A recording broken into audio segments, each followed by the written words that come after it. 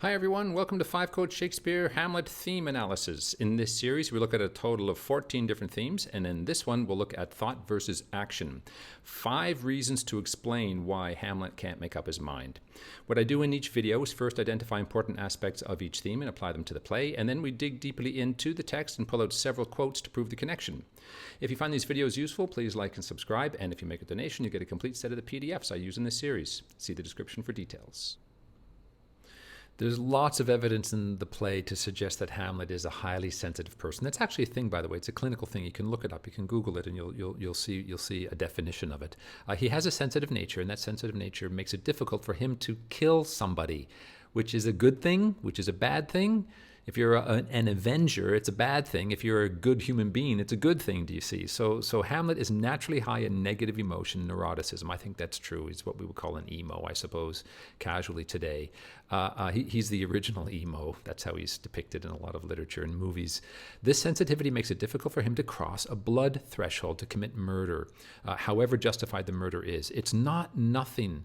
If you're not a trained murderer, if you're not practiced in the art of killing, even as a butcher killing non-humans, it's difficult. That blood threshold, I call it, to plunge the knife. If you're not a killer, it must be very, very difficult.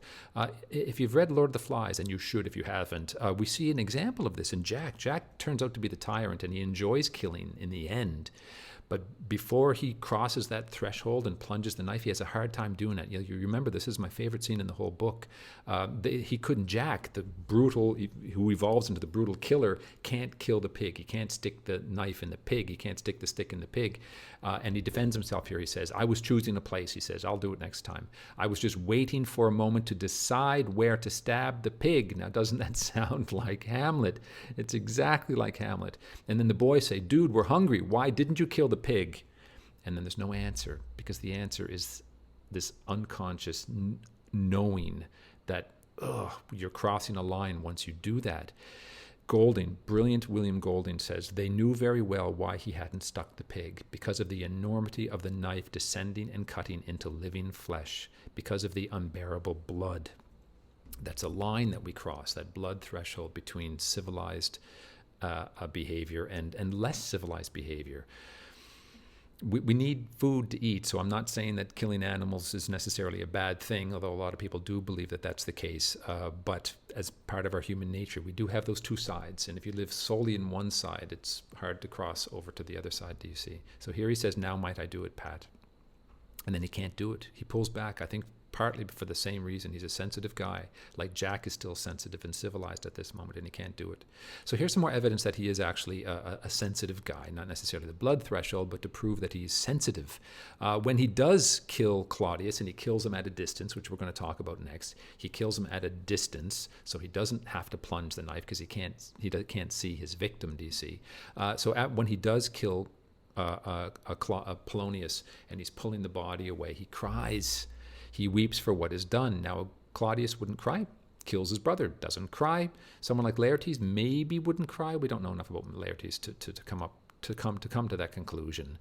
But Jack certainly didn't cry, and he wouldn't cry, do you see? We also see him sensitive here when towards the end, just before he himself dies, he says, but I am very sorry, good Horatio, that to Laertes I forgot myself. Remember when he jumped into when Laertes was mourning the death of Ophelia, and Hamlet, jealous of the attention everyone was given to Laertes, jumps in and starts ranting erratically at Laertes. A psychopath with no emotions, an unsensitive, cold-hearted snake like Claudius wouldn't even think about that. That was in the past, and that has no bearing on my glory in the future. So why would I even consider that? Not so Hamlet. He ruminates on it. Ruminating is another symptom of clinical depression. He ruminates on his past behavior, and his shame returns, and he says, ugh, I hurt Laertes, didn't I? I got to apologize. And in the next scene, when they confront each other in the duel scene, he very, very honorably and I think sincerely apologizes to Laertes. So again, he's sensitive to the injustice. He's sensitive to his own wrongs. Do we admire him for that? For sure. Do we not admire him for many, many other things? For sure. In Act 3, he says, and by a sleep to say we end the heartache and the 1,000 natural shocks that flesh is heir to. Here's his death wish. He says, why don't we just kill ourselves? And we could end the heartache and the 1,000 natural shocks that flesh is heir to. We see him being easily hurt. Now, everyone suffers the natural shocks. Everyone. Our flesh is heir to natural shocks. That's what makes this beautiful poetry, because we understand it, do you see? But someone like Claudius, who's goal-directed, pragmatic, not sensitive, cold-hearted. I got a goal and I don't want to ruminate on all of these sad things. I don't want to be this killjoy. Remember what Horatio had said up here, it's like, dude, to consider too curiously, to consider so. Claudius is not going to be thinking like that. He's just going to do his job. But Hamlet can't. He's sensitive and he's easily hurt by the difficulties of life. So there he is, highly sensitive person. Paralyzes him and he can't do the job that he's supposed to do. Or is he merely a coward? That's a question too. I'm gonna explore whether or not cowardice is being sensitive is merely a form of cowardice. And that was Hamlet theme analysis, thought versus action, 5 reasons why Hamlet can't act. Come back for my next video and we'll look at existentialism. I hope you found these videos useful, and if you did, please like and subscribe and pick up a copy of your PDFs if you need them. Thanks for watching.